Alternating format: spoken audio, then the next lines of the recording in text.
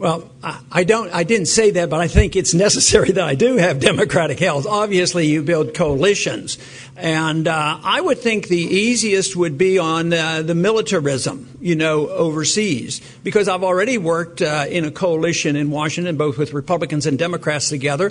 We tried hard to prevent some of these wars, and now we work hard to try to end these wars and go back to a constitutional stand. So I would say the militarism and the corporatism. Sometimes people get confused about free market corporations who make honest profits versus corporatism where they live off the taxpayer and get special benefits through the Federal Reserve System and get their bailouts. I think I can get a lot of cooperation on that as well. And those two items are very big in the number of dollars we can save. Yeah. Becky, do you have the next question? In the back, please.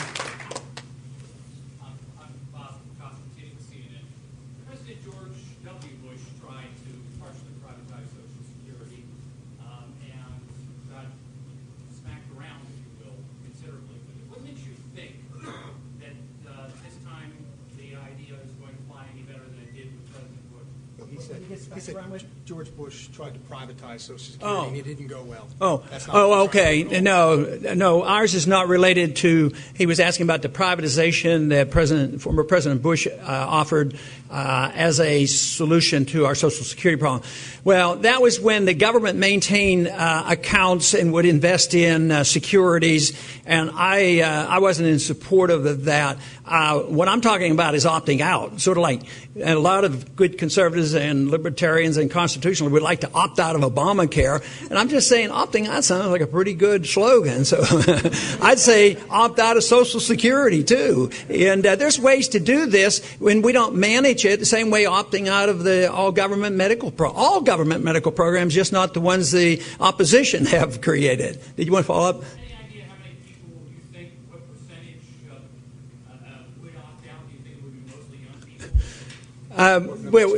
Well, I listed as 2,500 to get started, but I've announced that in audience where there were a lot of people over 25, and all they do is, how about including me?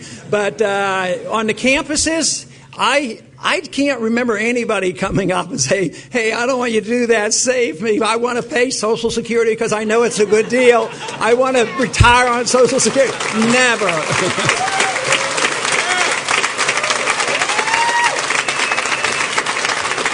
On the riser, please.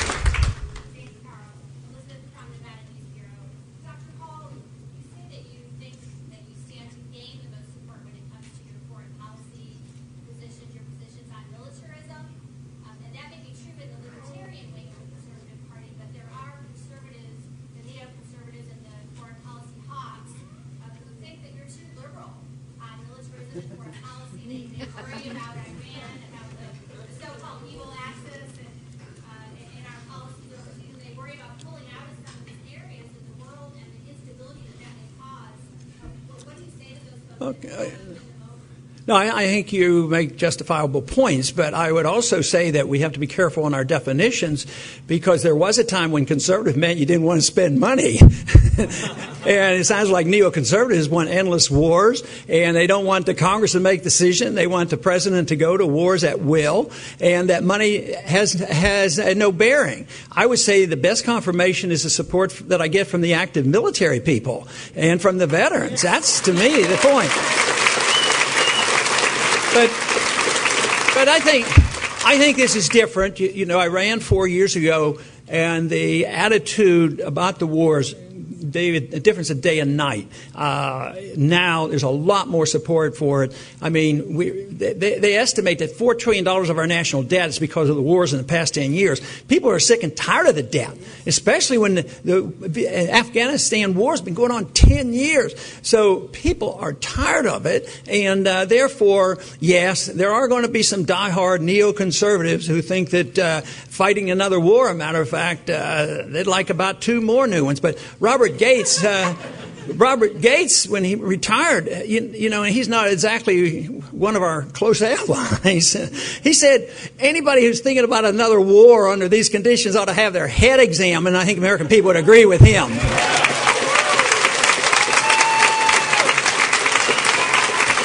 You have time. Yes, sir. In the blue shirt, please. From the reality report. Speaking of the wars, there are those who say that the anti-war left has been pretty quiet since Obama took office, and they say if you cannot win the Republican nomination, that the anti-war question will not even be addressed at the general election. What do you say about that? You made a very good point on why I better be the nominee if you care about this war.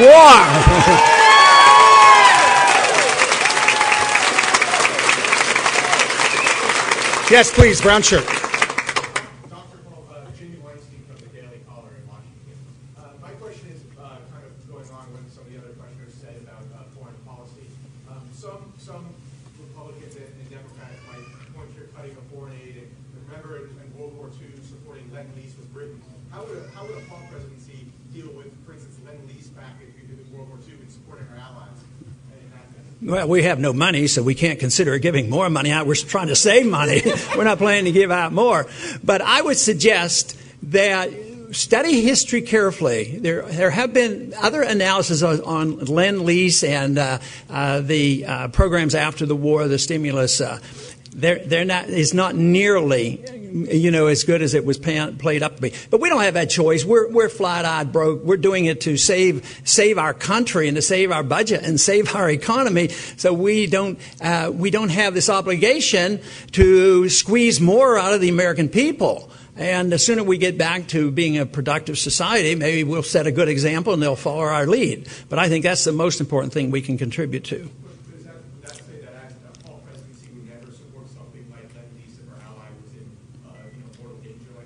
No, I would let the banks make their own decisions. I wouldn't prohibit them, but I wouldn't take money from these people to do it.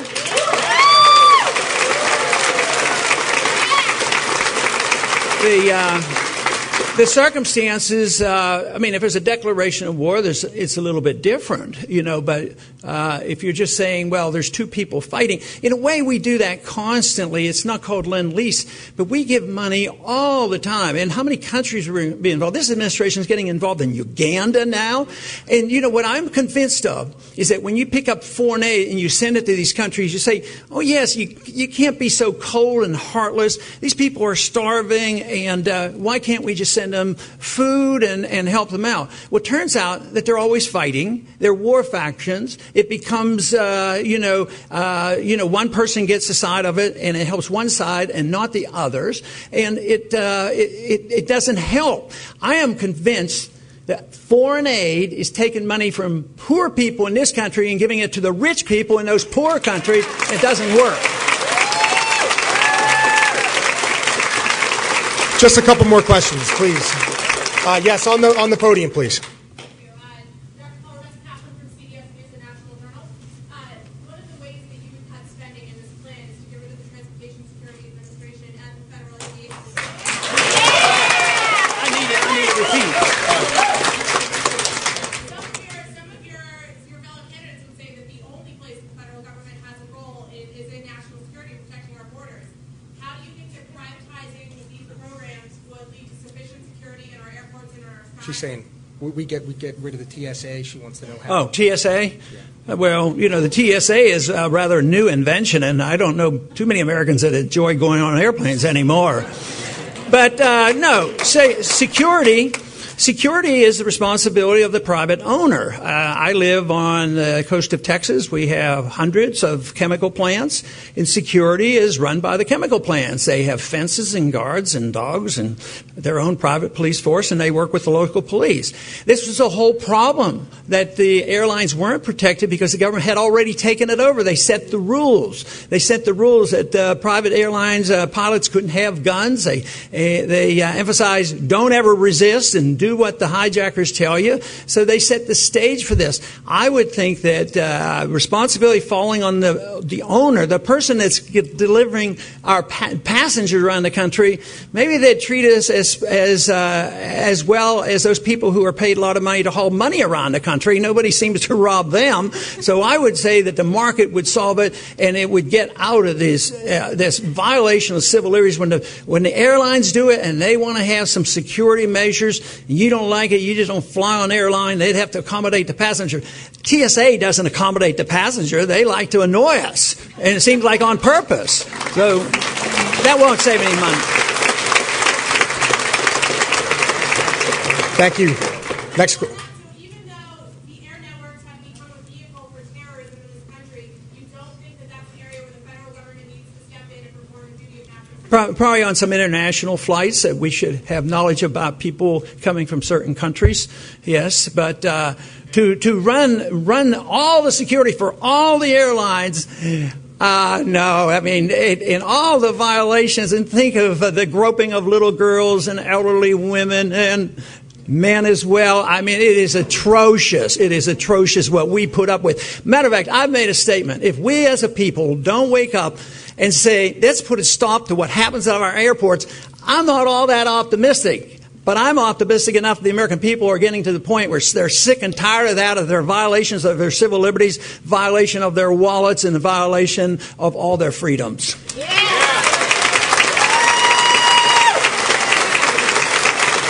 We have time for one more question, please. Any more questions? Going once? All right. Oh, yes, sir.